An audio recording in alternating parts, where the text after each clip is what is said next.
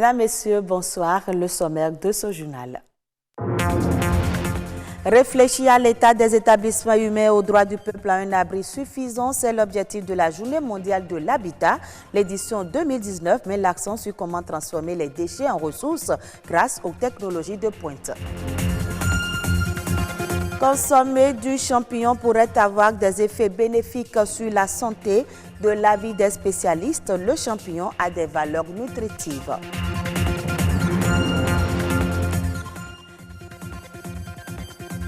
La mode change et les femmes avec, elles ont abandonné le port de 2 pailles au profit du paille unique. Est-ce le bon choix et que faut-il comprendre? Réponse dans ce journal.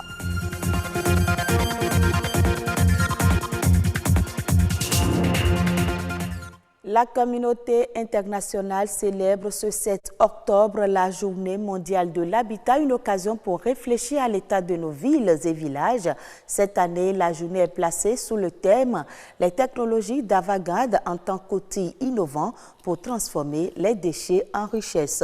Iliad Bokovo pour plus de précisions. Résultat de consommation de l'homme, les ordures ménagères ou déchets constituaient il y a quelques années un problème pour l'environnement. Mais aujourd'hui, avec les nouvelles technologies, ces déchets sont transformés en richesse. Une nouvelle gestion qui impacte positivement l'économie et permet d'avoir une société sans déchets. Le déchet qui est considéré comme sans valeur économique, on puisse vraiment faire de la valorisation matière, en parlant, n'est-ce pas, de recyclage, pour leur redonner vie, afin que ça puisse être encore utilisé. Donc ça produit de la richesse en réalité. Ça crée de l'emploi pour ceux qui s'y mettent, mais en même temps, on peut les vendre.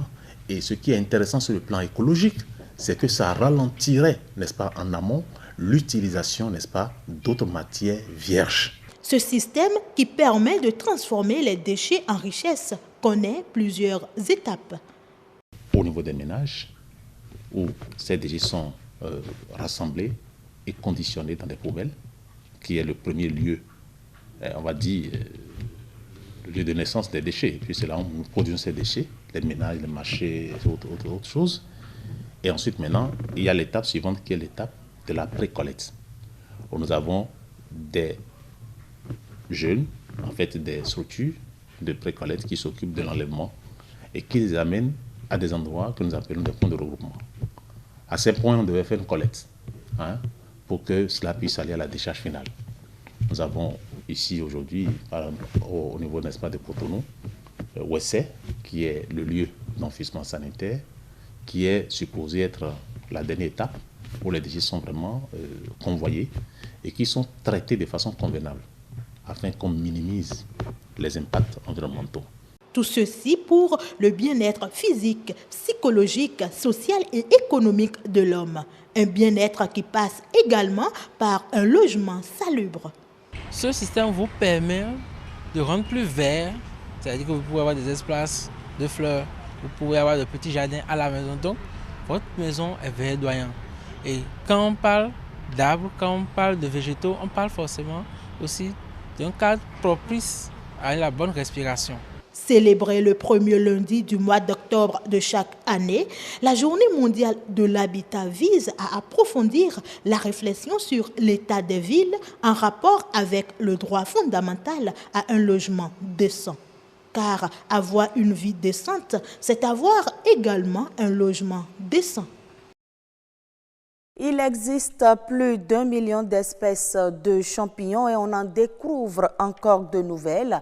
Si vous appréciez le champignon pour son goût, vous l'apprécierez encore plus pour certains éléments qu'il apporte. En effet, selon les spécialistes, une consommation régulière de cet aliment permet d'avoir des apports qui sont indispensables à la santé. Le champignon aurait des valeurs nutritives. Joachim Darbo, nutritionniste, donne plus de précisions au micro de César Achadé.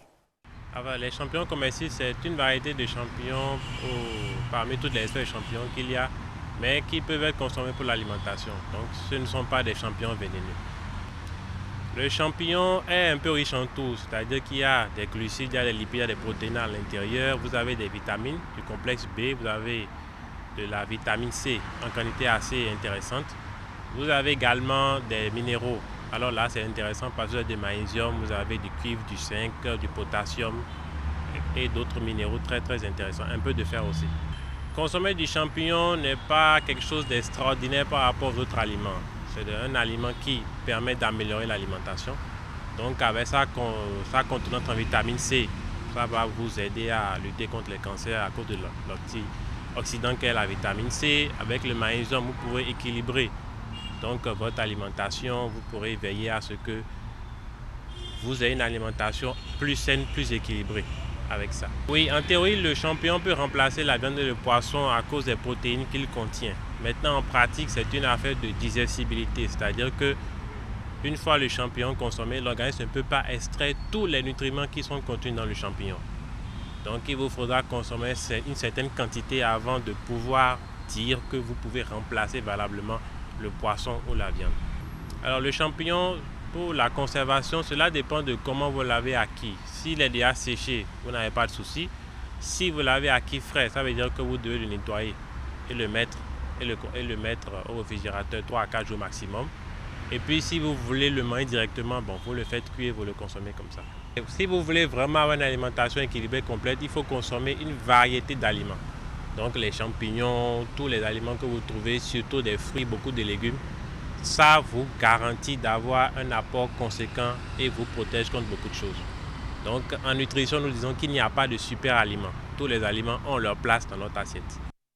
Autrefois, c'était un signe distinctif de la femme mariée ou fiancée, mais force est de constater que le port de 2 pagnes superposées disparaît aujourd'hui au profit du pagne unique. Est-ce là une valeur culturelle qui se meurt? La réponse dans ce reportage. Elle reste et demeure encore dans les habitudes de certaines femmes au Bénin. Le port de 2 pagnes superposées, une pratique par le passé, porteuse de messages. Je me comporte tel que ma belle famille me l'a enseigné dès que j'ai rejoint mon mari. Une femme mariée, avant de sortir, doit nouer 2 pagnes à la hanche, l'un sur l'autre. Donc quand elle sort, cela permet déjà aux gens de savoir qu'elle est une femme mariée et elle ne sera plus dérangée.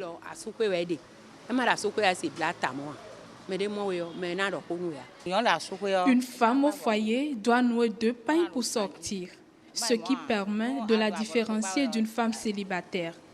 Quand elle se met en un seul pagne dehors, les hommes vont toujours penser qu'elle est un cœur à prendre, ce qui n'est pas toujours bien. Ces sexagénaires ont pris le pli depuis leur jeune âge, mais aujourd'hui, ce style a déserté les habitudes avec la jeune génération, encline à une modernité galopante.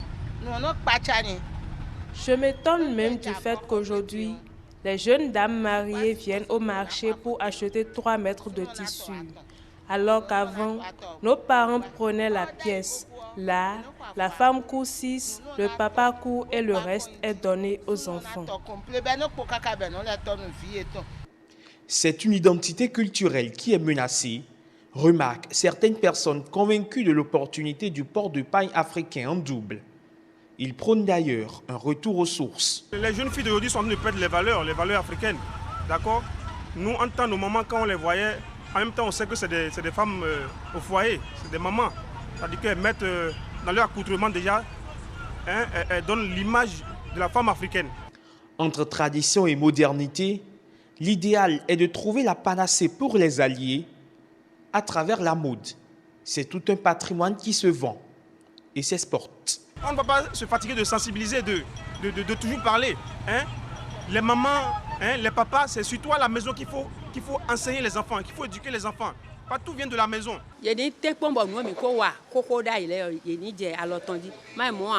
On doit tout faire pour revenir aux anciennes habitudes que nous ont laissées nos grands-parents. Les jeunes dames d'aujourd'hui doivent se conformer aux règles pour qu'on sache leur donner de la valeur.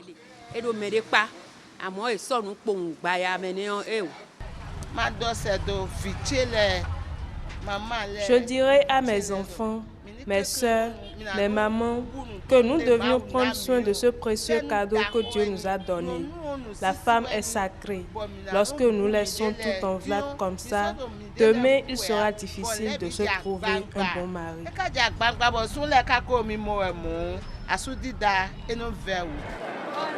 La Côte d'Ivoire a enregistré un déficit budgétaire qui s'élève à 364 milliards de francs CFA au premier semestre 2019. Ce montant est en dessous des prévisions qui indiquaient un niveau de 427 milliards au cours de cette période, soit un effort de contraction du déficit budgétaire de 63,2 milliards de francs CFA. Le financement de ce déficit ainsi que d'autres opérations non précisées a été effectué via un recours au marché monétaire et financier pour un montant de 988 milliards de francs CFA contre un niveau prévisionnel de 950 milliards. Ces émissions comprennent des bons et obligations du Trésor, des emprunts obligataires ainsi que des prêts en devises étrangères mobilisés sur le marché international. Pour l'exercice 2019, le budget national de la Côte d'Ivoire s'élève à 7 334,3 milliards de francs CFA. Au Cameroun, le gouvernement a signé une convention de partenariat avec le bureau régional de l'UNESCO. Ce projet, qui bénéficie aussi de la contribution de l'Inde, cible 1000 foyers et plus de 6000 femmes et jeunes filles dans les régions camerounaises du nord et de l'extrême nord. Il va permettre principalement de favoriser l'accès à l'électricité fournie par des panneaux solaires. Dans le même temps, le projet intègre la composante sensibilisation à l'utilisation des énergies renouvelables et fourniture des technologies pouvant éviter l'utilisation du bois de chauffe. Cette pratique nocive pour l'écosystème du Septentrion est pourtant très répandue dans cette partie du Cameroun.